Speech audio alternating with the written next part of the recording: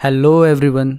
आज के इस वीडियो में हम डिस्कशन करेंगे पावर सिस्टम का जो ट्रांसमिशन और डिस्ट्रीब्यूशन का जो पार्ट है उसके जितने भी अच्छे अच्छे क्वेश्चंस हैं जो प्रीवियस ईयर में पूछे गए हैं उसका हम डिटेल्ड सॉल्यूशन देखेंगे। उससे कौन कौन से डिफरेंट टाइप के एमसीक्यूज फ्रेम हो सकते हैं उसके रिगार्डिंग हम इस वीडियो में डिस्कशन करेंगे।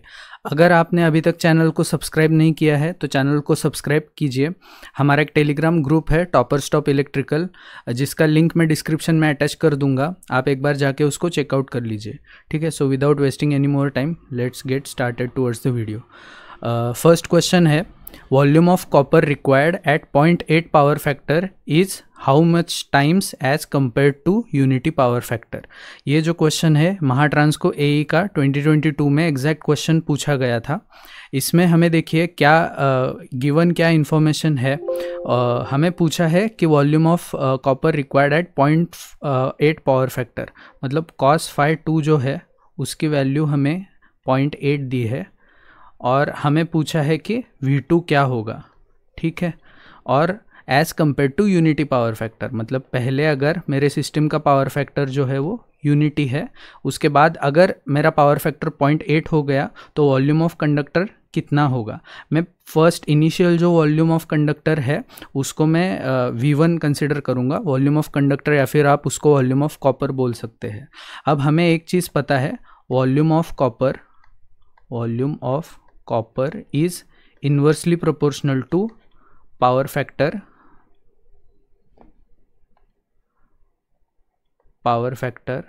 स्क्वायर। ठीक है, this is a very very important relation.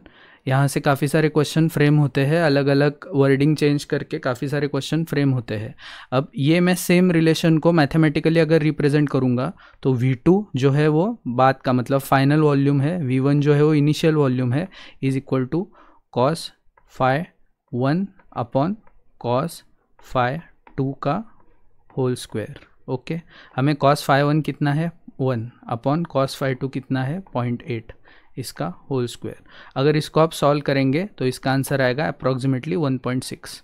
Okay, और अगर मान लीजिए हमें अगर क्वेश्चन में ये सेम क्वेश्चन अगर हमें आता है स्क्रीन पे और अगर हमें सिर्फ ऑप्शन से इसको आंसर को फाइंड आउट करना है तो और एक मेथड है। अभी देखिए, यूनिटी पावर फैक्टर के लिए जितना भी वॉल्यूम ऑफ कॉपर रिक्वायर्ड होगा, अगर मेरा पावर फैक्टर कम होता है मतलब 0.8 पावर फैक्टर होता है तो मुझे ज़्यादा वॉल्यूम लगेगा as compare to unity power factor. तो जो भी option greater than less than 1 है उसको तो आप पहले एलिमिनेट करेंगे। इसका आंसर 0.64 नहीं आएगा, 0.8 नहीं आएगा, इसका आंसर 1 भी नहीं आएगा क्योंकि सेम वॉल्यूम तो रहेगा नहीं, तो इसका आंसर आएगा 1.25 और 1.6। अब इस क्वेश्चन में दोनों ऑप्शन है, अगर ग्रेटर देन 1 का एक ही ऑप्शन रहता तो आप स्ट्रेट अवे उसको मार्क कर सकते थे। ठीक है, तो इस क्वेश्चन का करेक्ट आंसर है 1.6। चलते हैं अगली क्वेश्चन की तरफ। यहाँ पे देखिए, 3 phase balance system working at 0.9 lagging power factor has line loss of 3600 kilowatt if power factor is reduce to 0.6। Similar concept पे ये भी क्वेश्चन है। हमें क्या दिया है, power factor, initial power factor हमें दिया है 0.9, उस टाइम पे जो लाइन लॉस है, लाइन लॉस वो दिया है 3600 किलोवाट। फाइनल पावर फैक्टर हमें क्या दिया है, if power factor is reduce to 0.6 then line loss कितना होगा ये हमें पूछा है। हमें पता है line loss is also inversely proportional to power factor square. ठीक है, तो line loss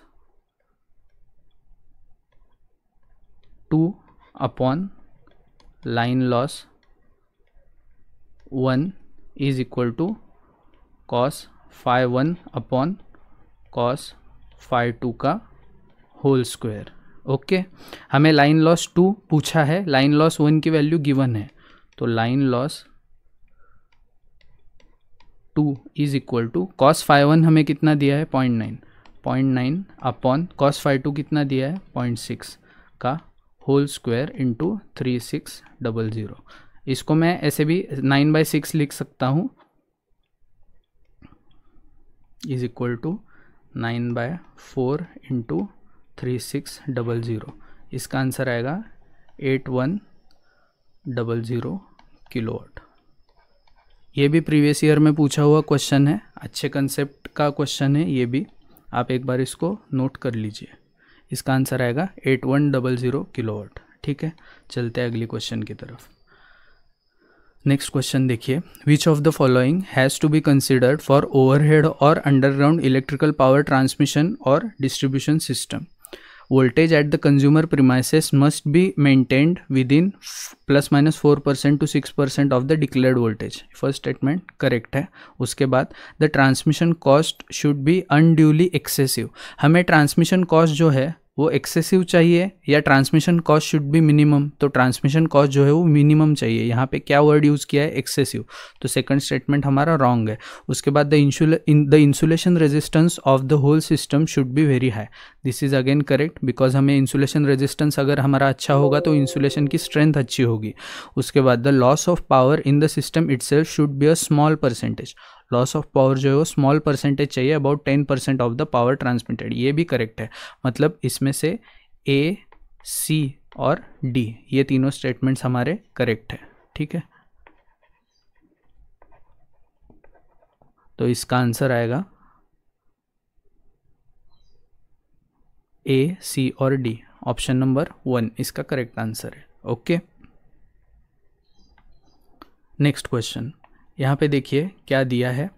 the data tabulated for a power system is as follows. Line voltage दिया है 11 kV, जनरेटेड पावर दिया है, लोड पावर दिया है, लोड करंट दिया है, और हमें पूछा है the resistance of power line. अब इसमें अगर मान लीजिए ऐसा क्वेश्चन स्क्रीन पे आता है, मुझे इसका कोई भी लॉजिक पता नहीं है, तो मैं इस क्वेश्चन को किस हिसाब से टैकल करूँगा? मुझे पूछा है रेजिस्टेंस ऑफ पावर लाइन। अभी अगर वो एग्जामिनर पूछ रहा है रेजिस्टेंस के बारे में, रेजिस्टेंस जब भी आपके सामने आता है तो पहली चीज़ आप रिलेट करते हैं लॉस, मतलब लॉस के रिगार्डिंग ही वो पूछ रहा होगा, क्योंकि रेजिस्टेंस में ही पावर लॉस होता है। इसने एक और हिंट दी है, जनरेटेड पावर दिया है, लोड पावर दिया है, मतलब जनरेटेड 558 है, लोड तक 443 किलोवाट पहुंचा है। मैं पहले क्या लिखूंगा? पावर लॉस में पहले कैलकुलेट करूंगा, 558 माइनस 443। ठीक है, इसका आंसर आएगा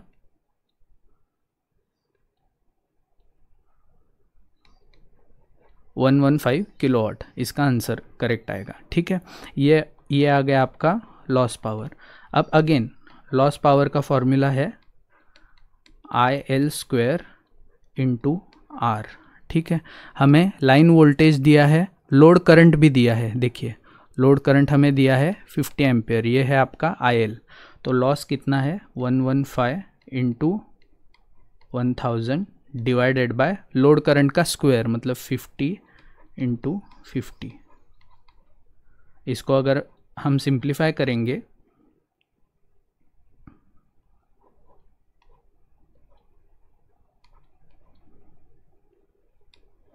तो R की वैल्यू आएगी 46 ओम। ठीक है, again very good question related to basics. देखिए अब मैंने जैसे बताया वैसे ही आप क्वेश्चन को टैकल कर सकते हैं। अगर आपने सिमिलर टाइप का क्वेश्चन पहले सॉल्व नहीं भी किया है तो भी आप, अगर ऐसा डायरेक्टली क्वेश्चन आता है तो आप उसको टैकल कर सकते हैं। ओके, नेक्स्ट क्वेश्चन देखिए, a transmission line has RLGC distributed parameters per unit length of the line. Gamma is the propagation constant of the line, which expression gives the characteristic impedance of the line. हमें क्या पूछा है? ZC के बारे में पूछा है। Okay, ZC का फॉर्मूला है, हमें पता है ZC is equal to √Z/Y, और जो गैमा है प्रोपेगेशन कांस्टेंट, तो प्रोपेगेशन कांस्टेंट का फॉर्मूला है √Y इंटू Z। ओके, हमें क्या पूछा है? ZC पूछा है। ठीक है, ZC कुछ नहीं, यही दो फॉर्मूले हमें यूज़ करने हैं और इसको थोड़ा सा रिस्ट्रक्चर करना है जिससे हम डायरेक्टली रिजल्ट तक पहुंच सकते हैं। ZC is equal to √Z/Y।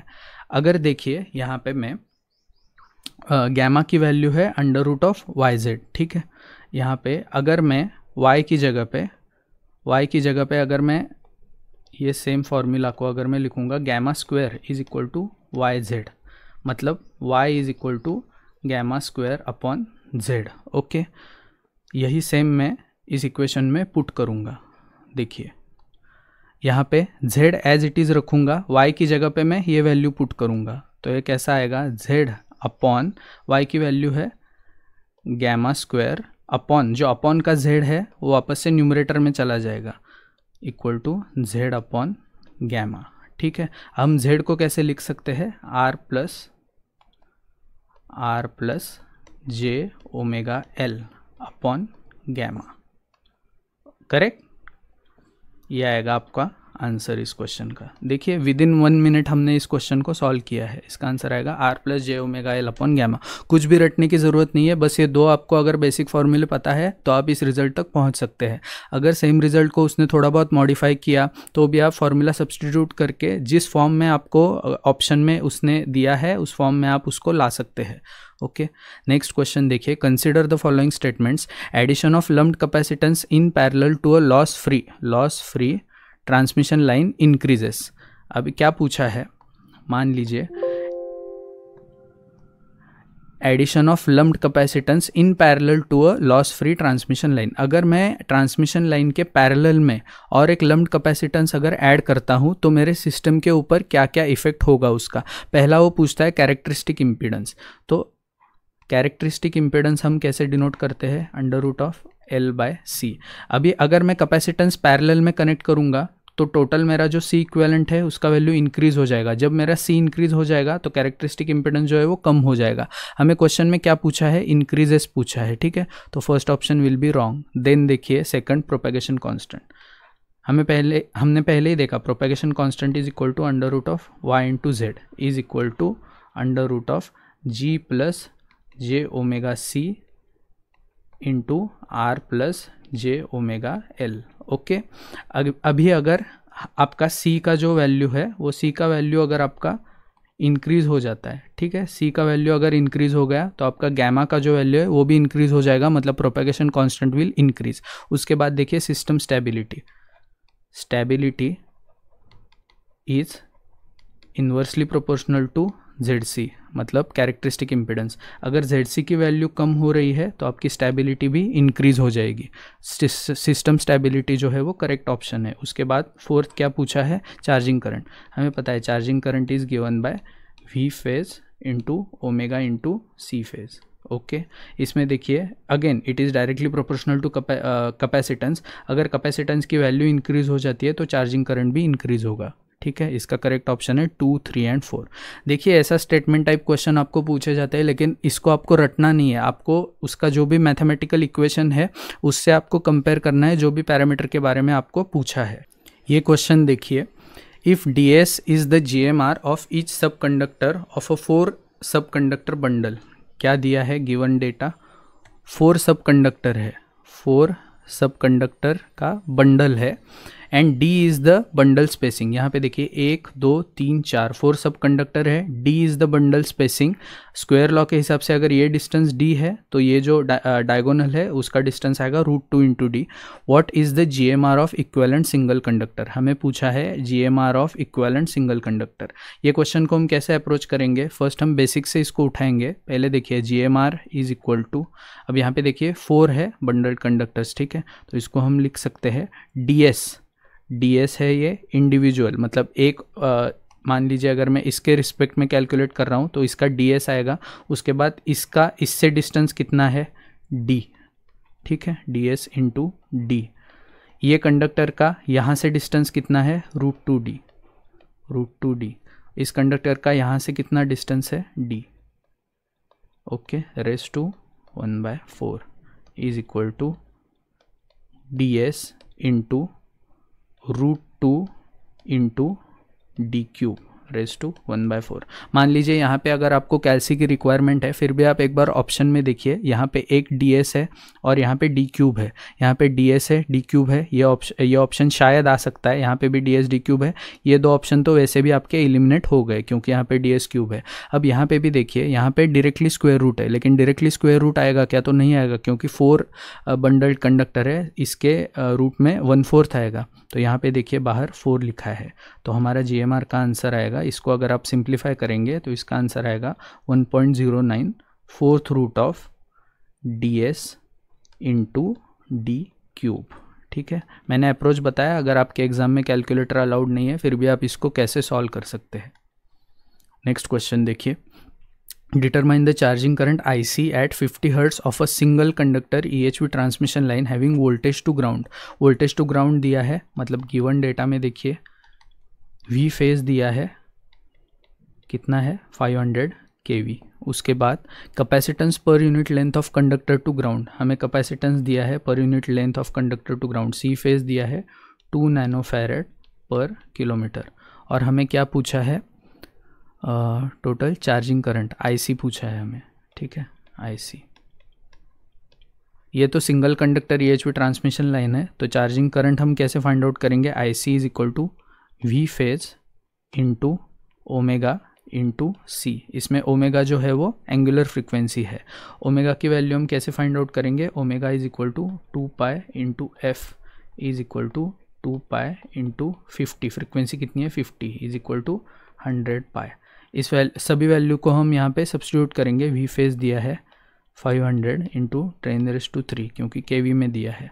उसके बाद ओमेगा की वैल्यू है 100 पाई इंटू कैपेसिटेंस दिया है 2 इंटू 10⁻⁻9. इसको अगर हम सिंप्लीफाई करेंगे यहाँ पे 5 इंटू 10⁻5 मैं ऐसे लिख सकता हूँ into 10⁻² into pi into 2 into 10⁻⁻9. ठीक है, यहाँ पे देखिए 5 + 2 7 और यहाँ पे आपका आएगा -2. ये और ये, इसको अगर हम सिंप्लीफाई करेंगे और यहाँ पे और एक 10 फॉर्म हो जाएगा. ठीक है, इसको अगर हम सिंप्लीफाई करेंगे तो ये आएगा 10 इंटू यहाँ पे आएगा 10⁻7 और ये आएगा 10⁻⁻9 मतलब 10 into 10⁻⁻2 okay into pi. 10 into 10⁻⁻2 मतलब इसका आंसर आएगा 0.1 पाई एम्पियर. अब आपके एंड से आप एक बार इसको चेक कर लीजिए अगर कहीं पे कैलकुलेशन मिस्टेक हुआ है. मेरे हिसाब से तो कहीं पे कैलकुलेशन मिस्टेक नहीं हुआ है. यहाँ पे 5 + 2 7 10⁻⁻2 और इसको. ठीक है, इसका आंसर आएगा ऑप्शन नंबर 1. एक बार आप क्रॉस वेरीफाई कीजिए इस आंसर को. चलिए अगली क्वेश्चन की तरफ. नेक्स्ट क्वेश्चन है a transmission line is distortionless if.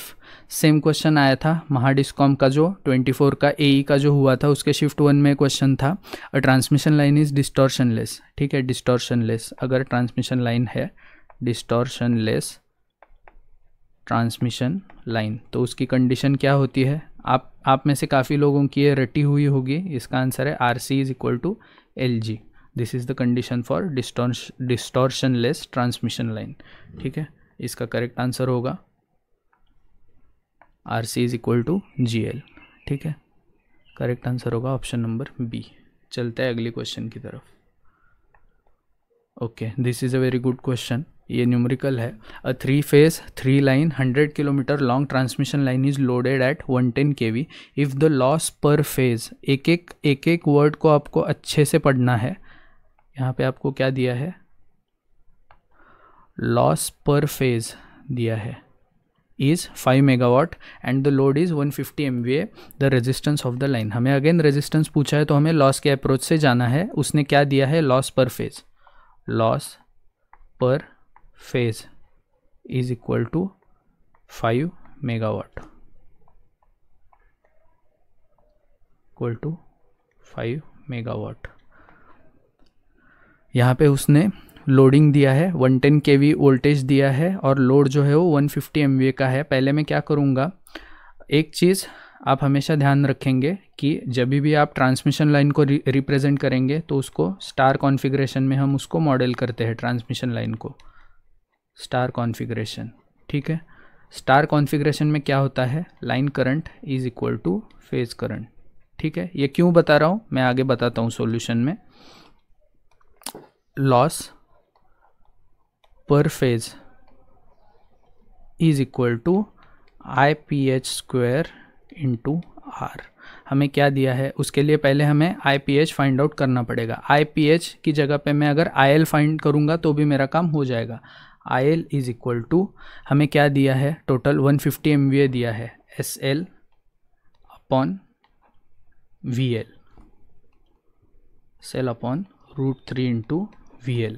Okay, SL कितना दिया है 150 into 10⁻6 divide by √3 into VL कितना दिया है 110 kV. इंटू 10⁻³ ठीक है। तो IL की वैल्यू क्या आएगी 150 इंटू 10⁻³ अपॉन √3 इंटू 110। इसको मैं IPH भी बोल सकता हूँ ठीक है। लॉस पर फेज दिया है 5 megawatt, 5 into 10⁻6 is equal to, ये पूरी टर्म का मैं स्क्वायर अगर करूँगा 150 into 150 into 10⁻6 divide by 3 into 110 into 110 multiplied by R। 10⁻6 को 10⁻6 हम कैंसिल करेंगे, ये 2 ज़ीरोज़ भी मैं कैंसिल करता हूँ ठीक है। 5 और 3 ये कैंसिल हो जाएगा। R की वैल्यू आएगी 121 divide by 15 is equal to 8.06 ohm per phase. This is the correct solution of this question. अगर आपको लगता है कैलकुलेशन थोड़ा फास्ट किया है तो आप एक बार बैक जाके उसको वापस से एक बार देख सकते हैं। Again I will say that this is a very good question regarding concept। ये देखिए EAC को पूछा है, इसरो के TA को पूछा है और WBPSC के एग्ज़ाम में भी सेम क्वेश्चन आपको पूछा गया था। उसके बाद नेक्स्ट क्वेश्चन देखिए, the parameters of transposed overhead transmission line is given by XS is equal to 0.4, XM is equal to 0.1, the positive and zero sequence reactance in ohm per kilometre. हमें क्या पूछा है, X1 पूछा है कितना आएगा और X0 पूछा है कितना आएगा ठीक है। इसको हम सॉल्व करेंगे। क्या गिवन है, XS की वैल्यू दी है, XS की वैल्यू है 0.4, उसके बाद XM की वैल्यू है 0.1 ठीक है। हमें पता है formula X1 is equal to X2, इसकी वैल्यू कैसे फाइंड आउट करेंगे, XS minus XM is equal to 0.3 ohm per kilometre. और अगर X0 की वैल्यू आपको फाइंड आउट करनी है उसके लिए फॉर्मूला है XS प्लस क्या है, XM नहीं, XS प्लस ट्वाइस XM ठीक है। 0.4 प्लस 2 इंटू 0.1 इक्वल टू 0.6 ओम पर किलोमीटर ठीक है। ये दो आपके आंसर है, एक आएगा 0.3 ओम पर किलोमीटर, दूसरा आएगा 0.6 ओम पर kilometre. Okay, next question, the dash causes a real power loss in the conductor of transmission lines. Same question Mahadiscom के JEE में पूछा था, फर्स्ट या सेकंड शिफ्ट कोई एक शिफ्ट में पूछा था। क्या पूछा है, the dash causes real power loss. जब भी आपको रियल पावर लॉस पूछता है डायरेक्टली इसका आंसर आएगा सीरीज रेजिस्टेंस ठीक है। इंडक्टेंस आएगा क्या, तो नहीं आएगा, क्योंकि इंडक्टेंस में कभी भी आपको रियल पावर लॉस नहीं होता है। इसका आंसर आएगा ऑप्शन नंबर D। चलते हैं अगली क्वेश्चन की तरफ।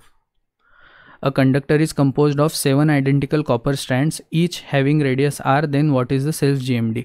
ये क्वेश्चन जो है IBPS ने पहले भी पूछा था, शायद कोई राजस्थान या किसी एक एग्ज़ाम में IBPS ने पूछा था। इसका जो डेरिवेशन अगर आप करेंगे, मैंने जैसे यहाँ पे दिखाया है, देखिए जैसे इस क्वेश्चन में हमने डेरिवेशन किया है वैसा सिमिलर डेरिवेशन आता है। लेकिन आपको अगर एग्ज़ाम में 7 स्टैंड के लिए लगभग जितने भी मैंने प्रीवियस ईयर पेपर्स देखे हैं 7 स्टैंड का ही पूछता है, तो 7 स्टैंड के लिए आप वैल्यू स्ट्रेट अवे आप इसको याद रखेंगे ठीक है। सेल्फ GMD मतलब सेल्फ GMD फॉर 7 स्टैंड्स ठीक है, इसकी वैल्यू होती है 2.177 R। इसको आप अगर कैलकुलेट करेंगे तो काफ़ी टाइम चला जाएगा। एग्जामिनर वही चाहता है कि आपका टाइम वेस्ट हो जाए, इसलिए it is better that you remember the standard formula और द स्टैंडर्ड रिजल्ट्स ठीक है। Next question, a single phase line consist of 2 long solid conductors each having radius of r metre separated by distance d metre. What will be the capacitance between the conductors. ध्यान से पढ़िए एक एक word को, capacitance between the conductors पूछा है, मतलब वो क्या पूछ रहा है आपको, लाइन कैपेसिटेंस की वैल्यू पूछ रहा है। हमें पता है अगर मुझे फेज कैपेसिटेंस की वैल्यू फाइंड आउट करनी है तो उसके लिए फॉर्मूला है 2π epsilon nought divide by ln of d by r ठीक है। अगर मुझे लाइन कैपेसिटेंस की वैल्यू पूछी जाती है तो फेज कैपेसिटेंस को मैं डिवाइड बाय 2 करूँगा, is equal to π epsilon nought upon ln of d by r। यही सेम फॉर्मूला अगर मैं लॉग की टर्म में अगर लॉग की टर्म में इसको रिप्रेजेंट करूँगा तो इसका आंसर आएगा C line is equal to 0.0121 upon log of d by r। और ये जो सभी वैल्यूज़ है इसका ये जो है ये आएगा माइक्रोफैरड पर किलोमीटर में, ठीक है। ये स्टैंडर्ड फॉर्मूला है, आपने अगर नोट डाउन नहीं किया है तो आप एक बार इसको नोट डाउन कीजिए। यही सेम अगर आपको सी फेज पूछता है तो इसका आंसर आएगा 0.0242 upon log D by R. यहाँ पे ध्यान से देखिए, मैं आर डैश नहीं लिख रहा हूँ, ये आर है, क्योंकि हमें GMR की कंसेप्ट हम यहाँ पे यूज़ नहीं करते कैपेसिटेंस के टर्म्स में। Microfarad per kilometre, these are some standard formulas for capacitance calculation.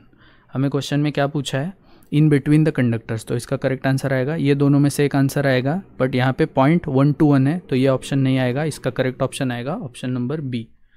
चलते हैं अगली क्वेश्चन की तरफ।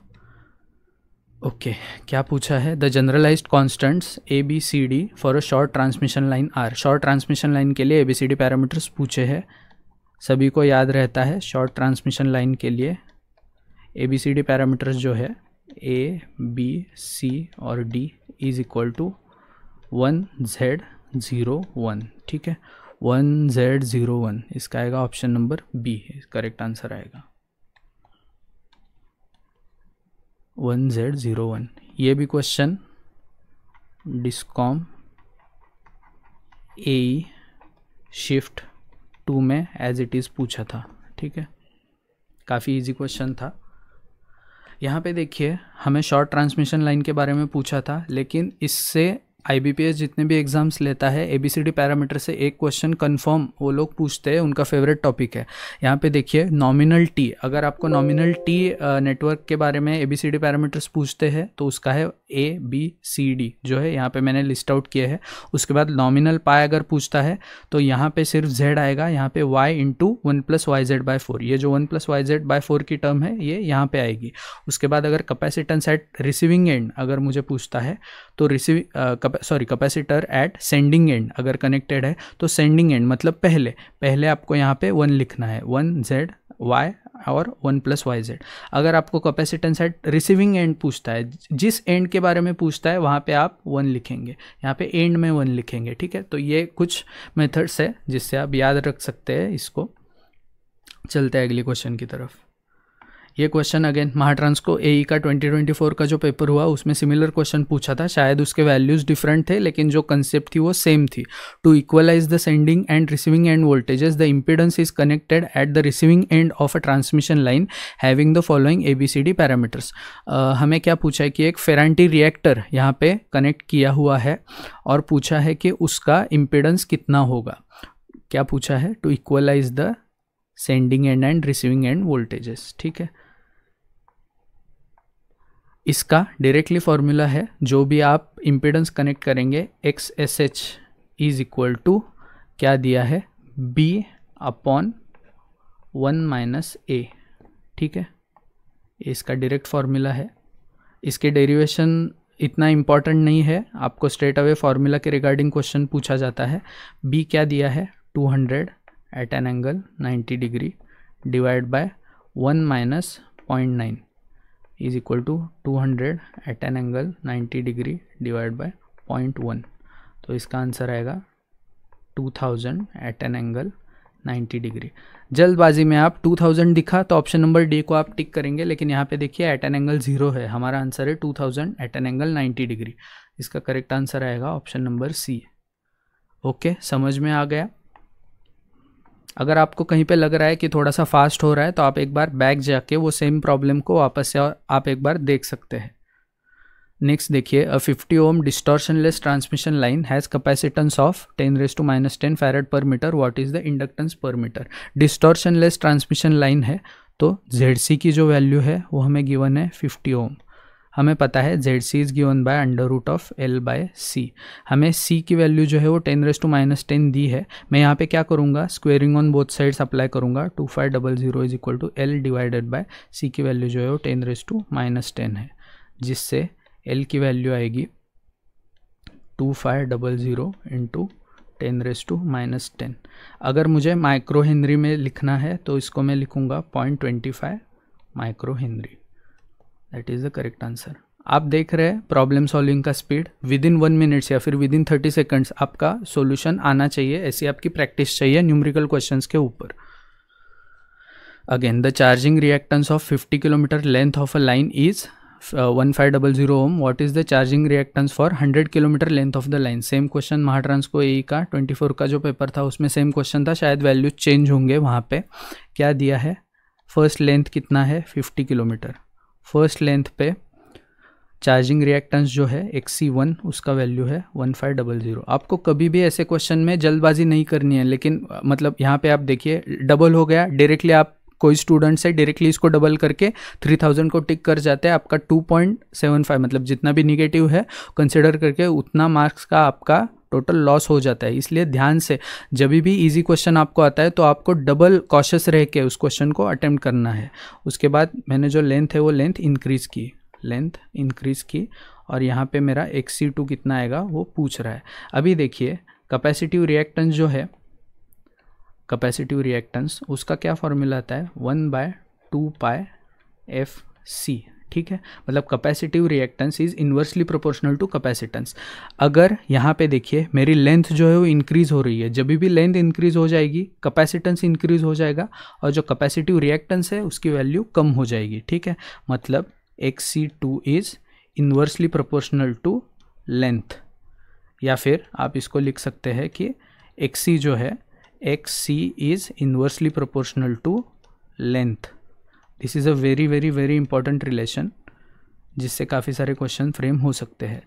XC2 is equal to XC1 into L1 upon L2 is equal to 1500 into 50 divide by 100। इसको आप ऐसे भी विजुलाइज कर सकते हैं, मेरी लेंथ डबल हो गई तो XC2 जो है वो हाफ हो जाएगा।